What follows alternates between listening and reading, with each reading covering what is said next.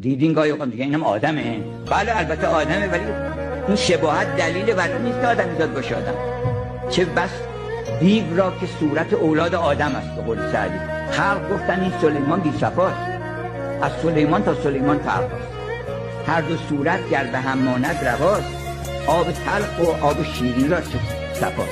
صورتها مشابهن، کدوم این همن ولی هر کدوم یه معنی دیگه داره. یکی زهر ماره، این آب میمونه ولی زهر ماره، یکی دیگه شهد و عسل، یکی شیرینه. هر کدومش یه ویژگی داره. هر چه مردم میکند بوزینه هم آن کند که از مرد بیند دم بدم. آدم ها میتونه نماز میکنه، اونم دام که اینجوری میکنه، فکر کنه منم نمازم خوندم دیگه. نه از این نمازه که ماز میخونه که بری شما میخندن اون فرشته ها، فرشته ها میخندن بری شما. گفتن این کسی نمازی که میخون دومت میپرید اون وقت. گفتن چرا همچین میکنه؟ گفت این نماز ما وقتی میره بالا میگن اینو بزن تو سر زابش، من میپرم این وقت که به من نخوره.